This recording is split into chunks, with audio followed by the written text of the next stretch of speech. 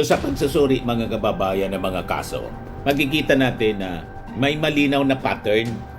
Lahat ay may direktang ugnayan sa Palasyo Malacanang o sa kapangyarihan politikal ni Digong.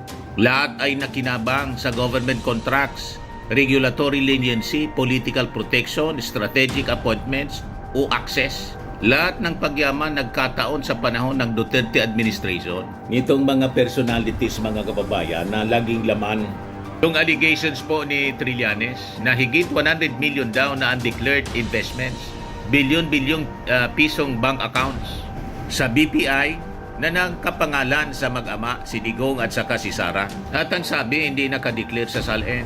Nandyan pa yung 2.4 billion pesong mula daw kay Sami Oy 2006 to 2015. Ito yung laman. Nagbabagang mga balita at pagtalakay sa mga isyu na lipunan. Bulsa! Opinyon, banat at paglalantad sa katotohanan. Bulsa! What you see is what you get. You decide. Ito po mga kababayan. So pag-usapan natin yung mga mainit na balita ngayon. Pag-usapan natin yung mga yumaman na mga personalities mga kababayan, mga politiko, contractors during the previous administration. Bakit na niya sino-sino Mr. Maravillas? Alam na po ninyo yung mga maiingay ngayon, mga kababayan, na nasangkot sa kung ano-anong mga controversies. Lahat tayo gustong yumaman. Basta wag lang yung sobra na yumaman ka dahil you take advantage with your connection with the government. Kasi po, ang nasa sakripisyo niyan, mga kababayan, yung safety, yung kapakanan ng ating mga mamamayang Pilipino. Yun ang nangyari po sa mga nasangkot sa flood control scandal. So hindi man po illegal, mga kababayan, yung yumaman. Ngunit po, nagiging legal issue po ito.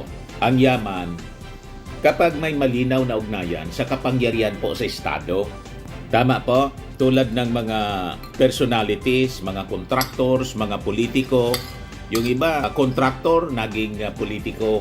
Yung iba, politiko, tapos nag-contractor. Nag-take advantage po sa pundo, sa kapangyarihan, sa pundo ng gobyerno. Yun ang mali.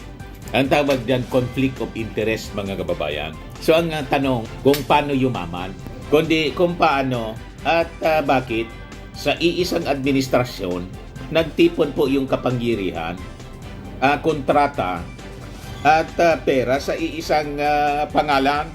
Di ba? So, soy-soyon ta, mga kababayan. Tingnan natin kung ano yung pinagmulan ng mga usapin. So, sa pagsusuri, mga kababayan, ng mga kaso, makikita natin na may malinaw na pattern. Lahat ay may direktang ugnayan sa Palasyo Malacanang o sa kapangyarihan politikal ni Digong. Lahat ay nakinabang sa government contracts, regulatory leniency, political protection, strategic appointments o access.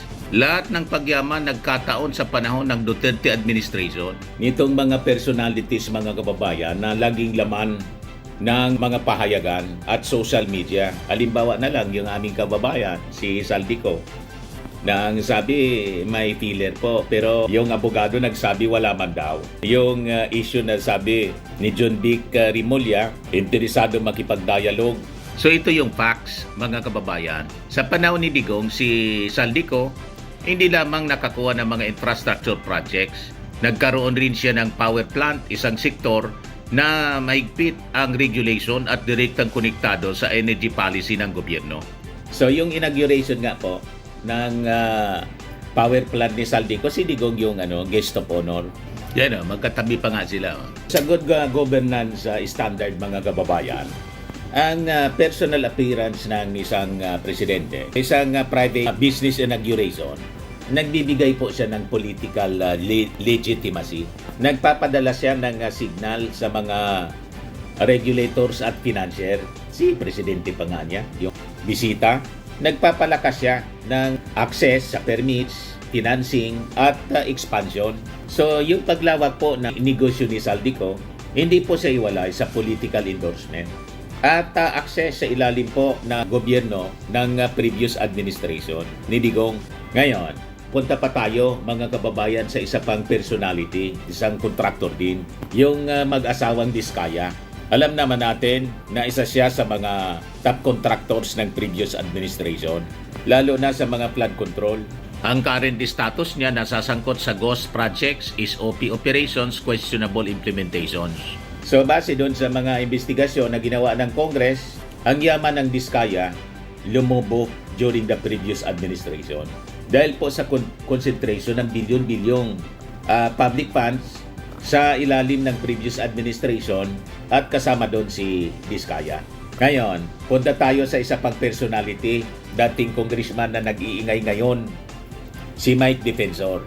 Si Mike Defensor, dating DNR Secretary, CEO ng Pax Libera Mining Incorporated, nickel extraction business, yung negosyo. So ito yung critical background. Ang Pax Libera ay nasuspinde noong DNR Secretary si Gina Lopez dahil sa environmental violation. Nakita ninyo yung conflict of interest. Mining executive siya, dating regulator, na muling naging makapangyarihan sa panahon ni Duterte. So ano po yung naging political consequence sa nangyari na pagkasuspinde? Nasara po yung ABS-CBN. Ngayon, isa pang personality si Harry Roque. Si Harry Roque, dating spokesperson ng previous administration, ngayon puganti na discovery pa sa investigasyon ng Kongreso, sabit siya sa Pugo na namayagpag mga kababayan during the previous administration at qualified human trafficking yung kanyang kaso. Yan ang dahilan kung bakit siya puganti ngayon. So lahat ng scheme, access, proteksyon na nagpayaman kay Roque, ito'y naganap, pinayagan, prinotektahan ng previous administration na kanyang pinaglilingkuran.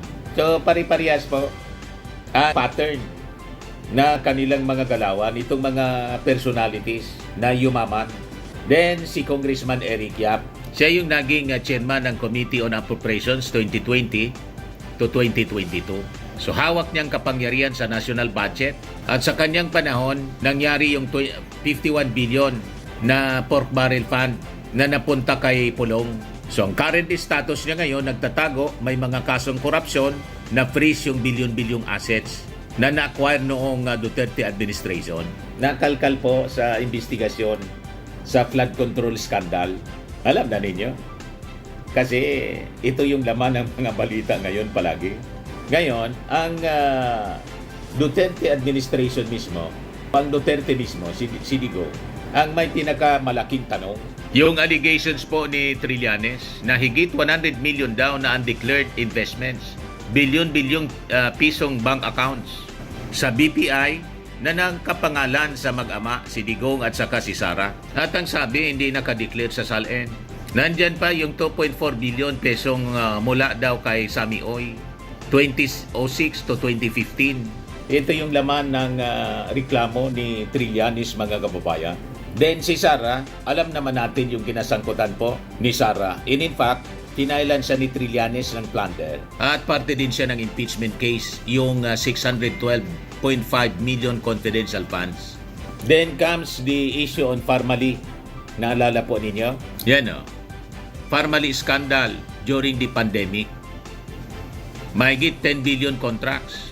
At sabi, posibleng umabot pa sa 47 billion damages. Sa investigasyon ng Senado, sa panahon ni Senator Gordon, chairman ng Blue Ribbon, ang mga key figures, mga personalities na lumabas, si Michael Yang, si Lloyd Lau, Dargani Brothers, saka si Lincoln Ong. Pinagmumura ni Digong, mga kababayan, si Gordon. Ipinagtanggol niya, mga kababayan, itong kanyang mga barkada, lalo na po si Michael Yang. So sa final analysis, mga kababayan, itong mga pagyaman nila, hindi po nagkataon, kundi parte ng sistema. Kasi kung iisa lang, maaring aksidente.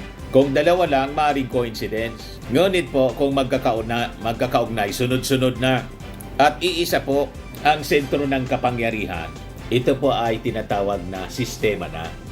So ang tanong na ngayon, mga kababayan, hindi kung may yumaman. Ang tanong ay bakit sila lang at bakit sa panahon ni Duterte? Lahat sa panahon ni dating Pangulong Digong. Kaya po sa politika pwedeng magpaliwanag. Pero sa batas, pattern na nagsisinungaling.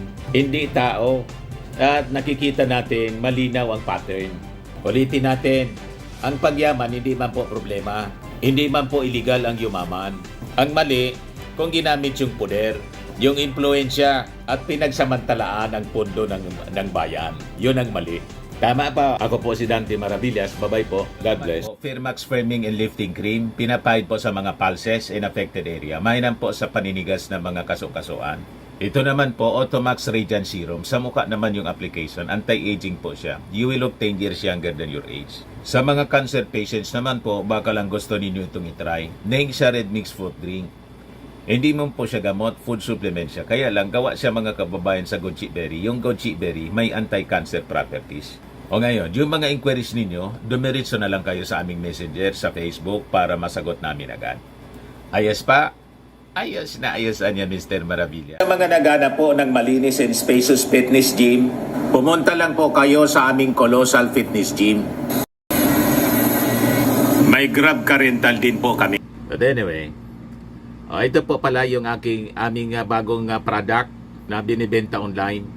I am worldwide amazing pure organic barley powdered drink mix from Australia. Negosyo to ng aking anak na architect entrepreneur Riz Maravillas. Ayan po. Kontakin na lang po ninyo siya, Riz Maravillas on Facebook. Ang mga health benefits niya, boost immunity, improves digestion, enhance energy levels, packed with antioxidants, prevent cancer. Ito naman po yung bago naming product na binibenta online. Eye Glow Serum, whitening po siya. Tingnan ninyo yung epekto sa aking anak na architect before and now. Yung mga inquiries po ninyo, dumiretso na lang kayo sa kanyang Facebook account, Riz Maravillas.